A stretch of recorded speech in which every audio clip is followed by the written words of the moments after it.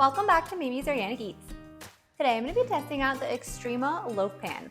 And now the Xtrema cookware is 100% ceramic cookware, so it's completely non-toxic. And you guys know I'm obsessed with non-toxic cookware.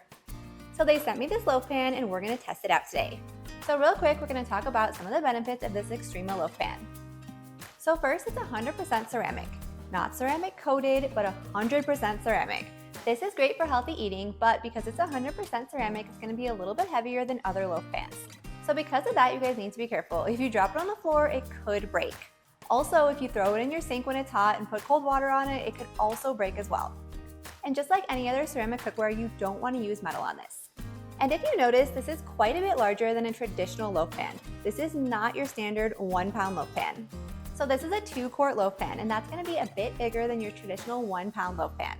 To give you guys a little bit more of a reference, a 2-quart loaf pan is going to hold about 8 cups, and a 1 pound loaf pan is only going to hold about 6 cups. So if you guys have a traditional banana bread recipe or something that calls for a 1 pound loaf pan, this is actually going to be too big. And let me give you guys a little bit of reference. So this is my 1 pound loaf pan from Caraway. And you guys know I love this loaf pan. I use it in videos all the time and always talk about it. And so this is quite a bit smaller than this one from Xtrema. This one from Caraway can actually fit inside the Xtrema one. Here's another example. This is a 1 pound loaf pan from Our Place, which I also love this one too. And if you have the Our Place baking set like I have, it has a couple different sizes. So this is the second size up. This is really what's more similar to the Xtrema size, just for reference. The Xtrema one is still a little bit bigger.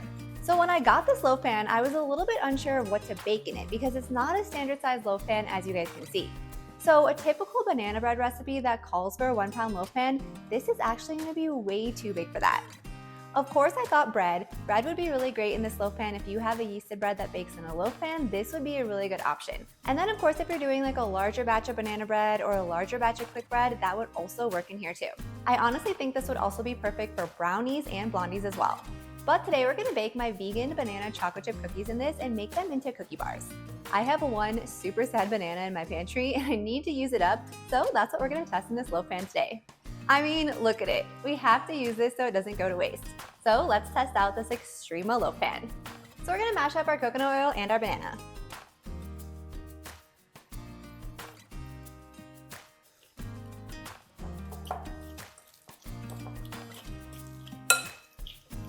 Then add in some cane sugar, then some dark brown sugar, then some vanilla extract. Now we're going to mix on low with a hand mixer.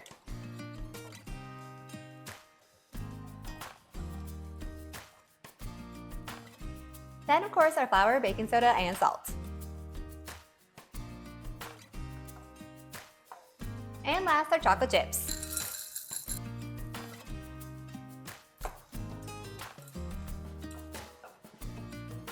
So now that we have our cookie dough done, we're going to transfer to a loaf pan. But first, I'm going to grease it. So we're going to use a little bit of coconut oil here today because that's what I used in the cookie dough.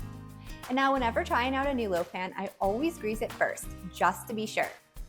Then I can kind of gauge if I feel like it's going to be okay without greasing it. So my Our Place loaf pan and my Caraway loaf pan, those I've already tested and they don't need to be greased in my opinion. They release like a dream, basically no matter what you're making in there. So let's see how this one does.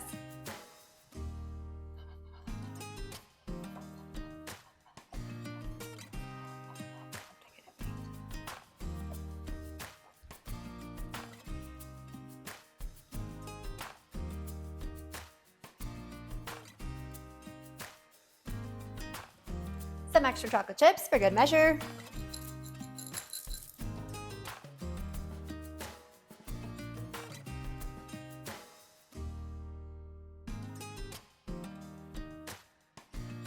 And off she goes.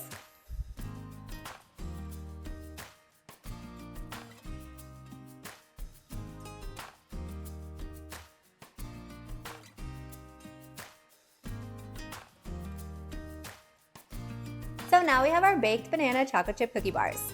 So another thing to note about this pan is it's actually pretty heavy compared to most loaf pans. Most loaf pans are going to be much lighter weight than this. And yes, it was heavier when it was empty, but now that it's full of baked goods, it's even heavier. So if you're looking for a lighter weight pan, this one is definitely not it. But it looked like it baked up my banana chocolate chip cookie bars really well. So now is the true test and we're going to see how well this releases. So now I didn't use any parchment paper here specifically because I wanted to see how good it releases on its own. I did grease it with a little bit of coconut oil. And so because this is a ceramic pan, you can't use any metal here. So you can't like use a butter knife and go around the edges like you might be able to do with an aluminum pan or a cast iron pan.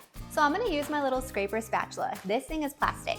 And I'm gonna go around the edge of this just to kind of help release it before we flip it over.